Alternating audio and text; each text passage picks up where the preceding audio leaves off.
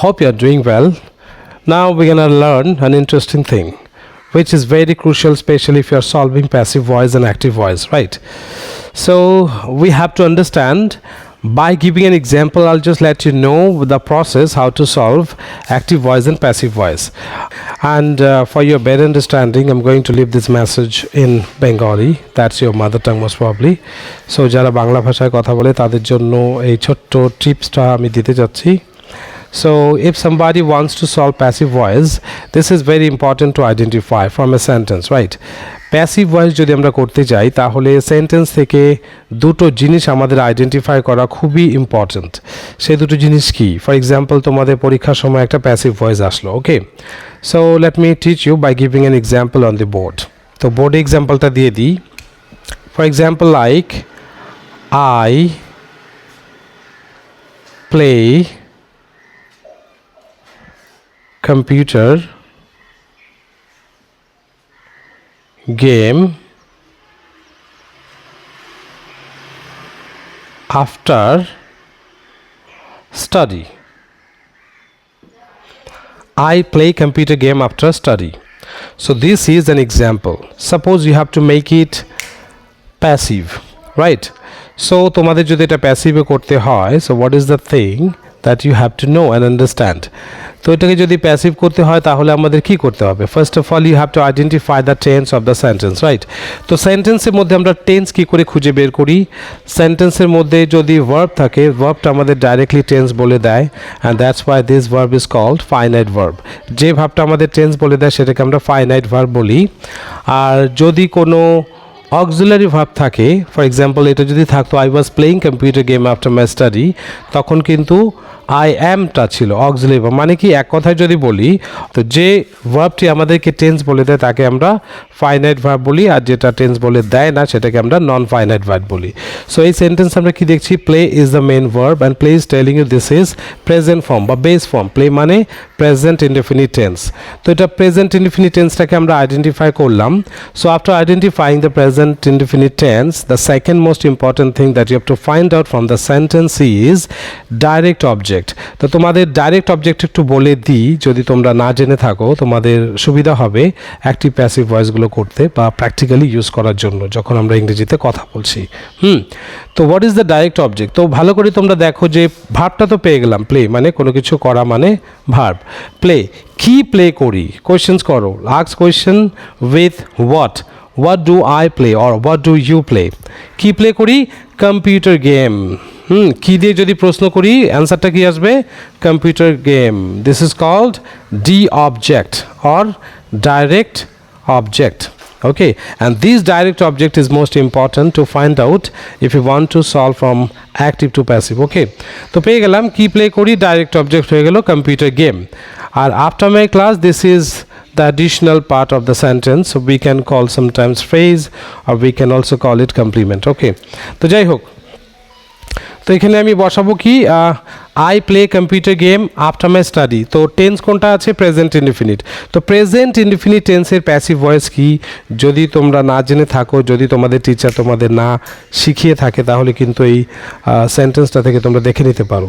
তো এখানে তোমার প্রেজেন্ট ইনডিফিনিট টেন্সের যে ফর্মুলাটা রয়েছে প্যাসিভ করার জন্য সেটা হলো object at the beginning. Object মানে direct object.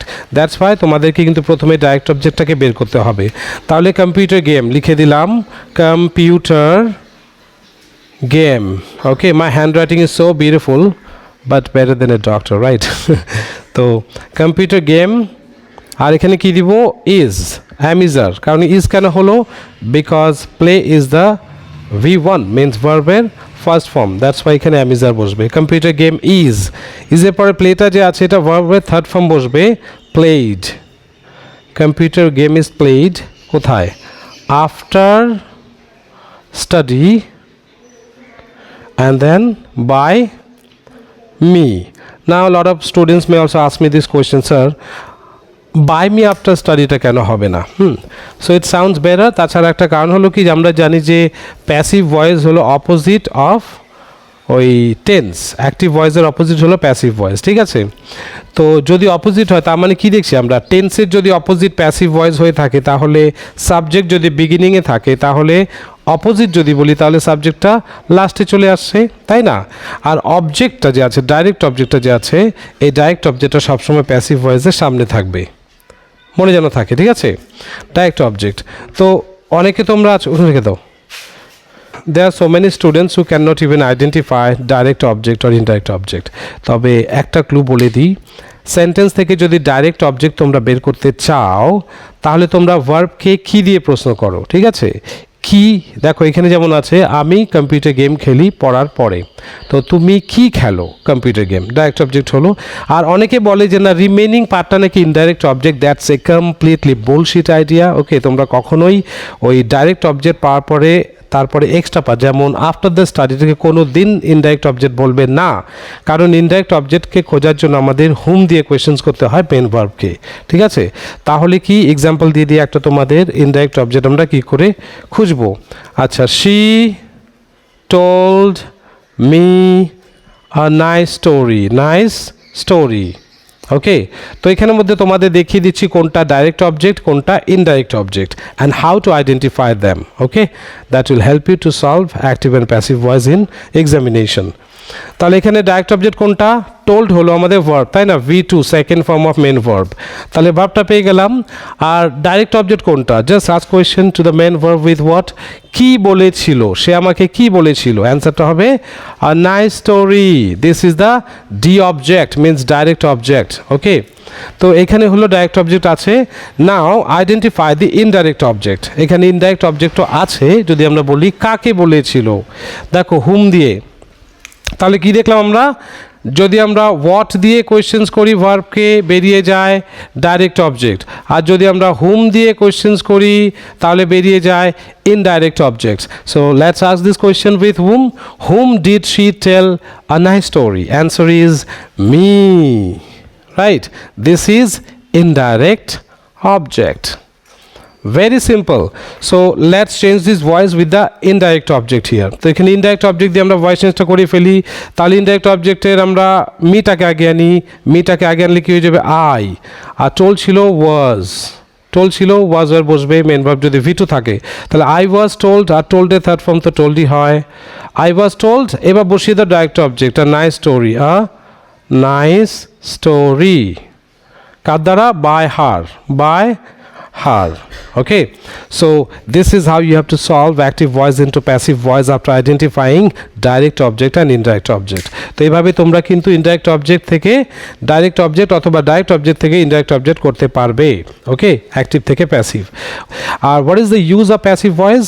And we use passive voice especially when the subject is missing, number one reason, and the second reason is to make your English more stylish and more effective. ঠিক আছে, তো তোমাদের ইংলিশটাকে আরও বেশি stylish বা effective করার জন্য আমরা প্যাসিভ ভয়েসটাকে ইউজ করি। And sometimes when the subject is missing, this is very very crucial to use passive voice because you can never use it without passive formula if there is no subject in the sentence. Okay, তো এই জন্যই আমরা passive ভয়েসটা করে থাকি। আর তোমাদের যদি কোনো কিছু ডিটেলস জানতে হয়, ডিটেল গ্রামার সেকশন, তাহলে অবশ্যই কমেন্ট করো।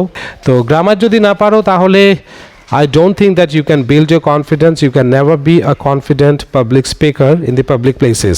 So that's why basic grammar section is আমি যে ইংরেজি বলছি, the main reason why am I so much confident in English, it's only because I know what I'm writing, I know what I'm saying. If I don't know, I would lose my confidence. So that's why if you really want to speak in English confidently just like a native speaker or just like your mother tongue, this is very crucial to learn grammar section at first. Okay, writing প্রথমে আমাদের English প্রথমে আমাদের writing এ আসে, তারপরে কিন্তু speaking এ আসে। Speaking English is the last stage of learning English. তো everybody can teach English, everybody can read and write English, but not everybody can speak in English, right? Just because this is the last and the difficult task, not everybody can do it. So if you want to be a confident speaker, if you want to build your confidence and public speaking skill, this is very crucial to build up the grammar knowledge. Okay, so if you really want to know more, simply dial the numbers that is flashing on my screen. I'll just get back to you. Okay, so learn grammar section and boost your confidence and lead the society by being a leader. Thank you. Bye bye.